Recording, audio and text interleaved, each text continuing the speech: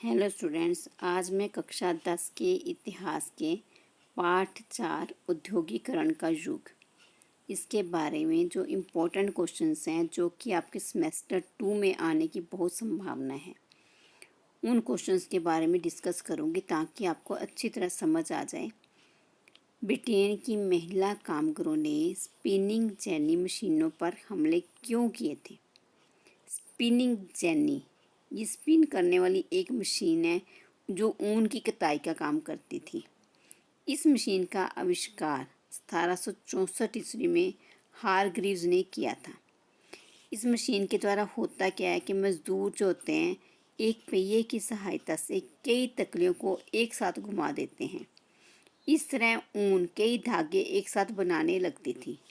परिणाम स्वरूप ब्रिटेन में जो ऊन से काम करने वाली महिला कामगार थे उनको बेरोजगारी का डर सताने लगा, क्योंकि ये ही उनकी आजीविका का साधन था।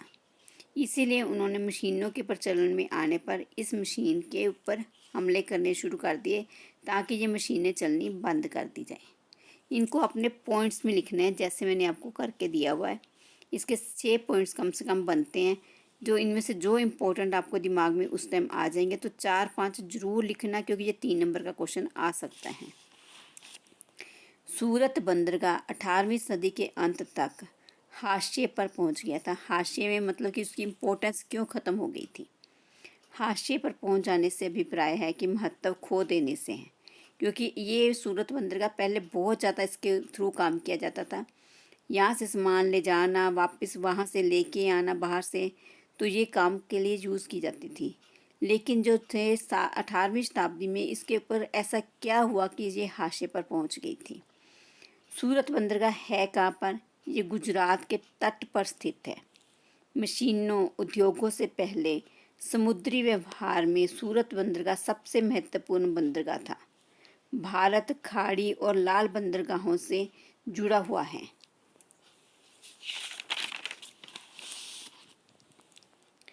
यह व्यापार भारतीय सौदागरों के नियंत्रण में था, परंतु 1750 के दशक में यह व्यापार का जाल जो था टूटने लगा। भारत में धीरे धीरे यूरोपीय कंपनी बढ़ती जा रही थी। उन्होंने सबसे पहले कई शासकों की रियासतों को अपने हक में कर लिया। यूरोपीय कंपनी ने भारतीय कंपनियों में अपना अधिकार जमा लिया। परिणाम स्वरूप क्या हुआ? सूरत और हुगली से पुराने बंदरगाह अपना महत्व खो बैठे। इन बंदरगाहों से होने वाले निर्यात में बहुत कमी आई, जिससे बैंकर दिवालिये हो गए। सूरत बंदरगाह के मध्य में व्यापार एक वर्ष में ही 1.6 करोड़ से कम होकर 10 वर्षों में ये व्यापार 30 और 40 लाख के बीच में रह गया, जबकि ये व्यापार पहले एक साल में कितना होता था? 1.6 करोड़, 1 करोड़ 6 लाख रुपए तक होता था।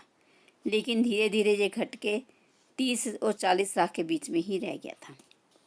पूर्व औद्योगिकरण का महत्व बताएं। मतलब क्या होता है इसका?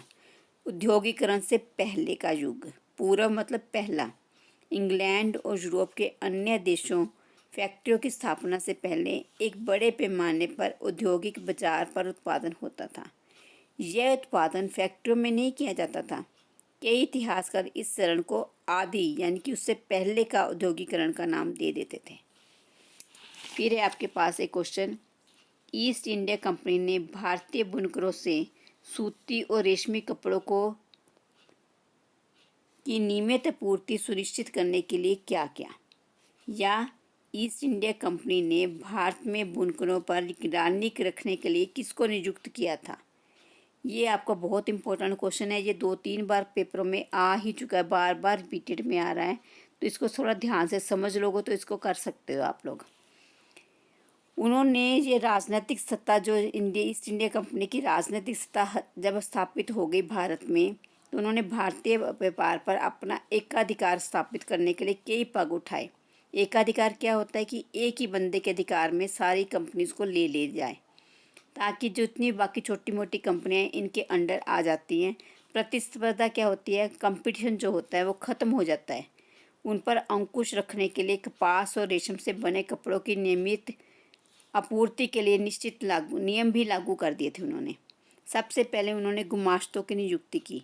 गुमाश्ते क्या होते हैं? सक्रिय व्यापारी दलालों को समाप्त करने के लिए बुनकरों में अधिक से अधिक निरंतर स्थापित करने के लिए प्रयास करने थे। उन्होंने बुनकरों पर निगरानी रखने, माल को इकट्ठा करने, कपड़ों की गुणवत्ता को जानने के लिए कुछ वेतनभोगी कर्मचारी नियुक्त किए। उन्हें ही गुमाश्ते कहा जाता था। यानी कि उन्होंने कुछ पैसे देकर बंदे नियुक्त कर दिए बाकी लोगों के ऊपर, बुनकरों के ऊपर, ताकि वो उनके ऊपर काम के ऊपर निगरानी रख सके।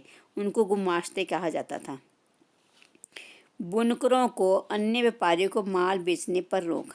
जो बुनकर सामान बना रहे थे, इसकी थ्योरी मैंने सारी लिख दी है आपके लिए, आप इसमें से पढ़ सकते हो, लेकिन मैं आपको थोड़ा सा ईजी लैंग्वेज में समझा देती हूँ कि बुनकरों को जो अपना व्यापार अन्य व्यापारियों को माल बेचते थे और वहाँ से जो कच्चा माल लेते थे, उन दोनों चीज़ों के ऊपर इन्होंने रोक लगा दी। उन्होंने बुनकरों को ये बोल दिया कि वो कच्चा माल कहीं से नहीं ले सकते, सिर्फ अंग्रेज वाली कंपनी से लेंगे। वो जो अपना बना माल है वो भी उनके ही पास बेचेंगे। इसके अलावा उन्होंने बुनकरों के साथ अपमानजनक व्यवहार करना शुरू कर दिया। जो गुमाश्ते थे वो बुनकरों के साथ अपमानजनक व्यवहार करते थे। अपने साथ सिपाहियों को साथ लेकर आते थे। यदि माल समय पर तैयार नहीं होता था तो बुनकरों को प्रायः मारा जाता था और कुछ कोड़े लगाए भी जाते थे, जिस कारण वे ना ही मूल्य पर मोलभाव कर सकते थे और ना ही माल को दूसरे सौदागरों को बेचा जा सकता था उनके द्वारा।